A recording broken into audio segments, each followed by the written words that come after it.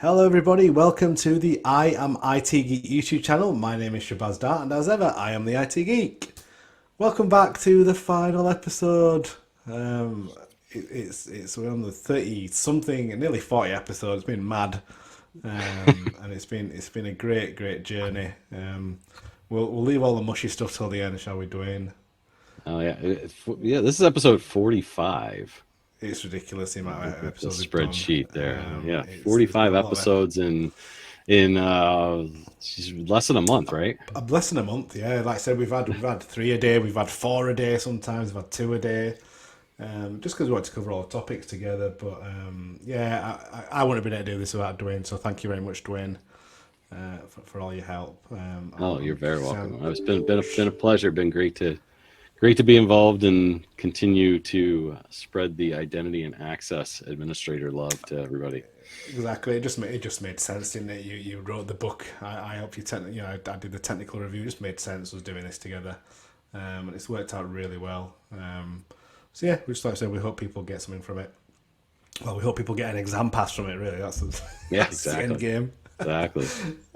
Perfect. So, yeah, without further ado, let's get started. It's going to be a shorter one for me. As we said in the last episode, there's not much to Azure AD monitoring. Um, so there's not much we can really, we're going to cover the topics that are obviously in the skills measured, but there's not much to say. So again, I'm hoping you know who me and Dwayne are by now. We've been very, we've explained who we are quite a few times at the beginning of the modules and multiple other occasions, but yeah, let's get started. So, end of module 4, and it's the end of the planning and implementing identity governance in Azure AD topic. This is part 2 of the monitoring Azure AD subject, and it's the final episode in the whole exam prep. So I'm going to talk about monitoring Azure AD by using log analytics, including KQL, which is a language used within monitoring, Azure Monitor specifically. We'll talk about analyzing Azure AD by using workbooks and reporting in Azure AD console. And then we're going to look at monitoring and improving the security posture by using the Identity Secure Score. Now, that is a topic I am actually not going to talk about. I'm going to let Dwayne show you and cover it in a demo rather than, because I would just be Dwayne would just be repeating what I say. So in essence, so it might as well just do it once rather than me giving you bullet points, then Dwayne just repeating those bullet points, because that's showing you and talking about. I think that would be the best way to do it. We've done it a few times as well. Rather than talk about a topic, we've covered it in a demo. So yeah, let's start off with monitoring Azure AD by using log analytics, including KQL. So Azure Monitor Logs is based on Azure Data Explorer, and log queries are written using the same Custo query language, which is what KQL stands for. So this is a rich language designed to be easy to read and author, essentially. So, you should be able to start writing those queries with some basic guidance, hopefully. You need to complete, obviously, like anything, you need to complete some prereqs before you can start using it. You need a log analytics workspace in your Azure subscription first. You need to complete the steps to make sure you're routing your Azure AD activity logs to your log analytics workspace as well. You need to make sure you have the relevant access as well, and that includes, so that's to including the security admin, the security reader, or the report reader, or of course everybody's favorite global admin. And if you So remember it's not. from if you go back to the last video, I did show how you route those logs into Yep. log analytics Yep. through the diagnostic settings. Exactly. So that's exactly where you would select or create a new log analytics workspace to filter those logs to. If for some reason you've skipped that video and you've come straight to part 2, we strongly urge you to look at part 1 first, because everything's linked. This is topic, the stuff we've covered in that first video is linked to this, and as Dwayne just rightfully said there, we covered it in the demo. So let's talk about analyzing Azure Active Directory workbooks and reporting. So with the usage and insights report, you can get an application-centric view of your sign-in data. So you can find, again, answers to questions such as what are the most used applications in your tenant and your organization? What applications have the most failed sign-ins as well? Because it's important to try and understand why they're failing. Also, what are the top sign errors of each application? And you can get that insights report and you can access it through the Azure portal. Sticking on this topic of the sort of workbooks and reporting, the usage and insights report shows a list of applications with one or more sign attempts. Allows you to sort by the number of successful sign-ins, failed sign-ins, and the success rate. You can also set the focus on a specific application. So you select view sign activity to see the sign activity over time for that specific application, as well as those sort of top errors. And when you select a day in the application usage graph, you get detailed list of sign activities for the application on that specific day. So moving on to the final topic, which is monitoring and improving secure posture by using Identity Secure Score. Again, like I mentioned, I'm not going to talk about it. I'm going to hand over to Dwayne.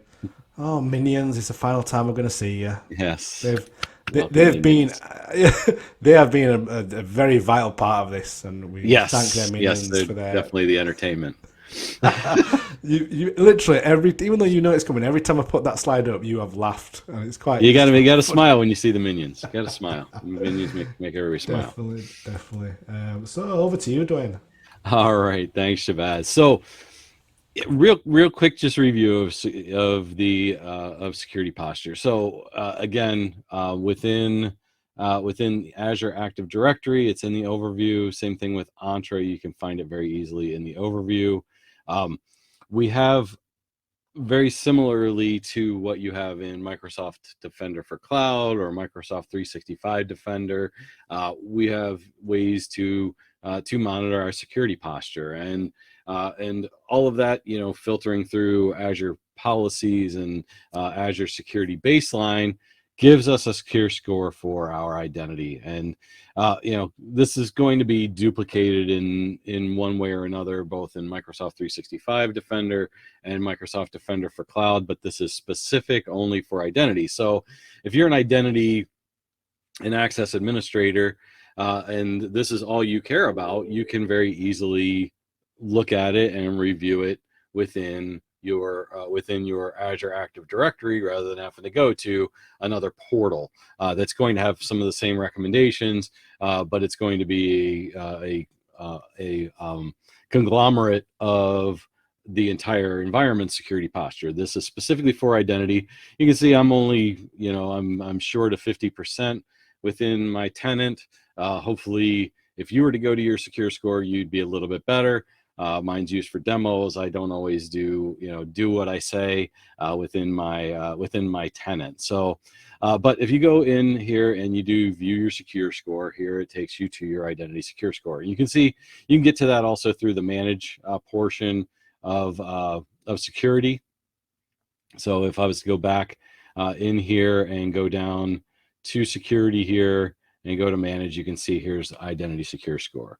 I'm getting a weird null here for my identity secure score for some reason here. Let me refresh and see what's going on here, if that fixes it. And sure enough, it did. Sometimes these don't always push through. I have the same problem sometimes in Microsoft Defender for Cloud, where I have to do a refresh just to get it all in here. And you can see, my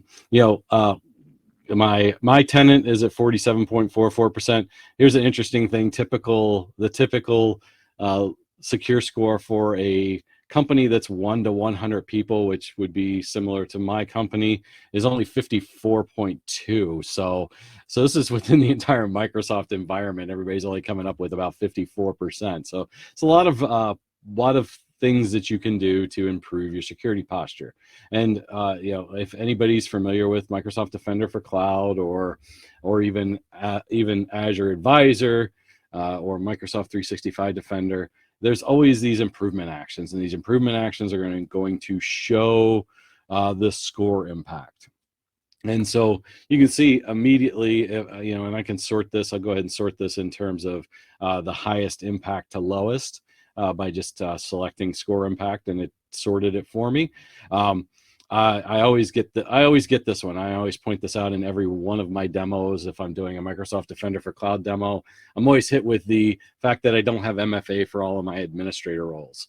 Again, I have a lot of demo users and fake users that I use to show, PIM capabilities and things like that, but I don't enforce MFA on them, and they're not enabled because they're never logged in anyway.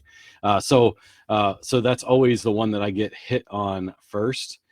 Is that you can see other things, all users, the first two are always your biggest impact, always on your security score. For identity is going to be implementing MFA across your organization. That's going to make an immediate impact. You can see I could increase my score by almost 30 points just by doing this, making this change. So I can get, right there, right up high, and then you can see the other ones in there, policies to block legacy authentication.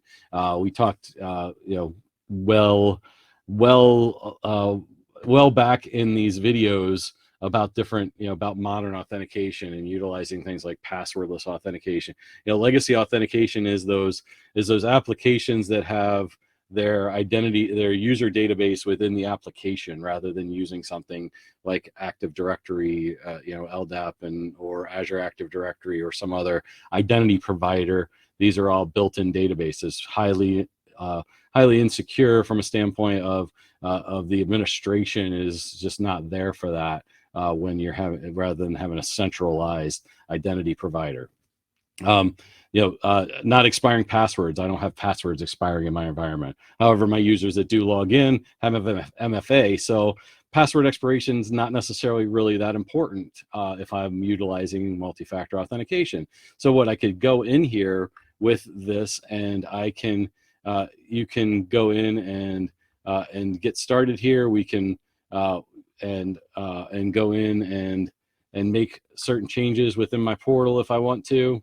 It's going to take me to my Microsoft 365 Admin Center, and I can change my password expiration policy if I'd like. So it actually gives you links and takes you to where you need to go to make these changes.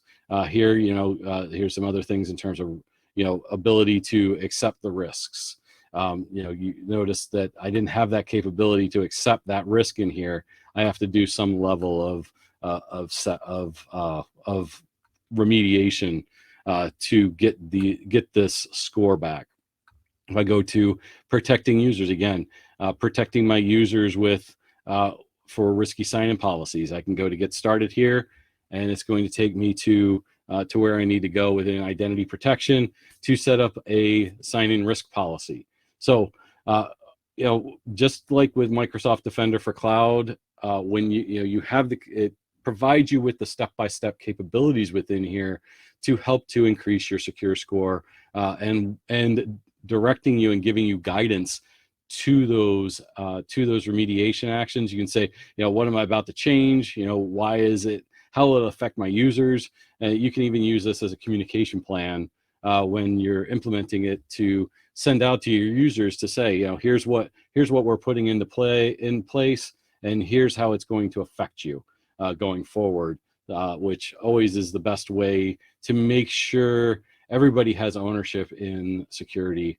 and the protection of their identities within the environment, and protecting the company data and company information. So as you go through these, you can see nothing like what you get in Microsoft Defender around just the sheer volume of improvement actions. I've got about 24 improvement actions here that could get, if I implement it, if I'm able to and implement them all, I would get my secure score for identity up to close to 100%.